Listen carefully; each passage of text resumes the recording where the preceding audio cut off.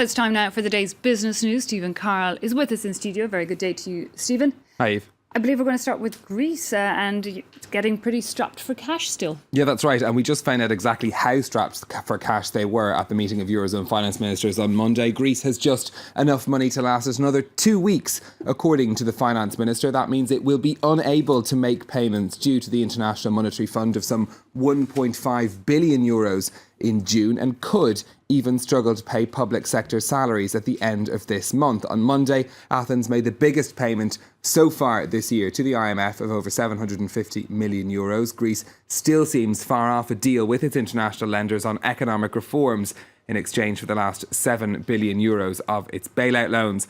Finance Minister Yanis Varoufakis laid out his country's financial position after that meeting on Monday.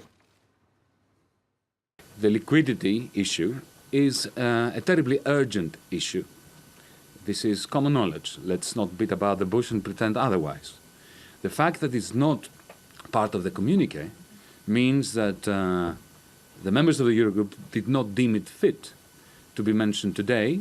From the perspective of the time frame that we're facing, we're talking about the next couple of weeks. So how have markets reacted to that? We weren't expecting a deal, so there wasn't any great shock when we didn't get one in the end. But let's take a look at what's happening on the euro, on the currency markets today with the euro. You can see it's up slightly against the dollar, trading for almost one euro worth almost $1.12 on the markets today. On the stock markets, all of the European indices opening in the red at the start of trading. One exception to that general downward trend, though, is the French telecoms group Numéricable SFR. They opened up over 6% in Paris after raising their medium-term business expectations. Its parent company, Altis, also up by a similar amount. Over in Asia, there were some concerns over Greece weighing on the markets during trading in Asia.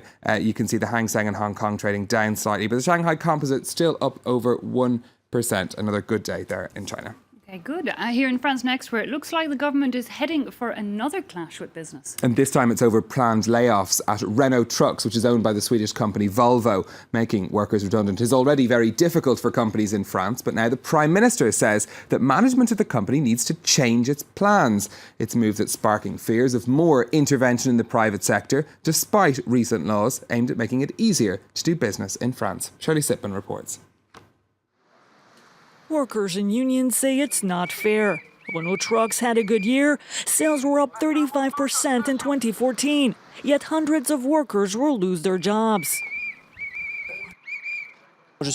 I work in marketing. My department's going to disappear. They're moving it to Sweden.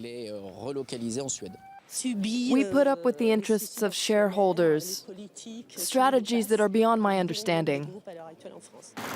Unions say Volvo is cutting jobs, not because it's losing money, but because it wants to make more profits. The far left calls it stock market downsizing and wants to make it illegal. The French government is trying to stop it. We will not accept what's happening there. Yes, we're following this closely with unions and workers. We have to get a better deal than the one they're offering. The French Prime Minister says he'll meet with Volvo's management, but he has no grounds or power to counter their decision. Renault Trucks is owned by Volvo, a private company. The French government has a track record of cases where it tried to interfere in similar layoffs.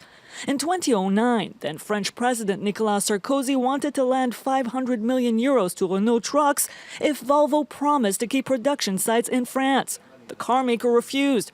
In 2014, Parliament passed a law forcing companies to find a buyer for subsidiaries they want to shut down. The Florange bill doesn't apply to Renault Trucks because Volvo is not shutting down any site.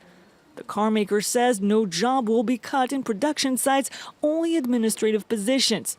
Its goal is to make Renault Trucks more profitable to secure its future. Okay, Stephen Carl there with the business news. Thanks indeed for that.